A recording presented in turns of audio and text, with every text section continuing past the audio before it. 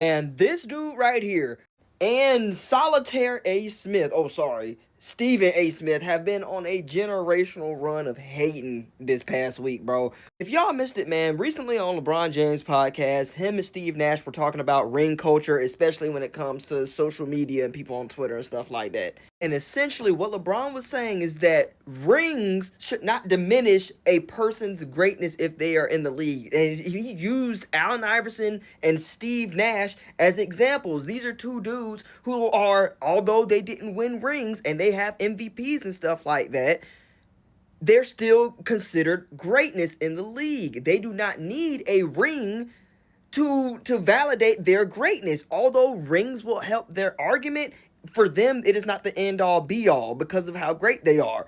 Stephen A. Smith and the other dude proceeded to go about it and say, oh, well, if it's not all about rings, why did you go to Miami? Why did you do this, that, and the other? That has nothing to do with the ring culture that Steve Nash and LeBron is even talking about.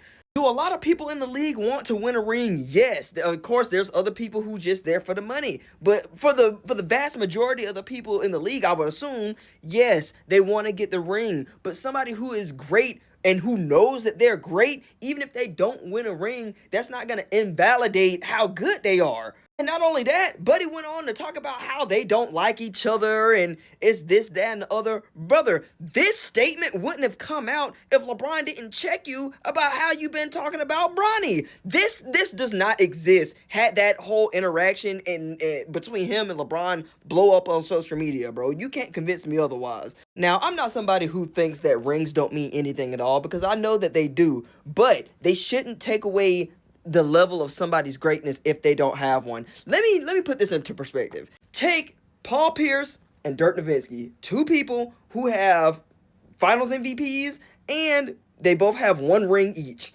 Now, would you hold Dirk's one ring that he has with the way that ring carried the same amount of weight as the one ring that Paul Pierce has? No, it wouldn't. And we all know that. And I feel like that's when you have to break things down to that level to really understand that. It's not as cut and dry as people make it out to seem. And I feel like both Steve Nash and LeBron made a really good point. When you start devaluing other players' like accomplishments and stuff like that to solely focus on rings, that just diminishes the whole point.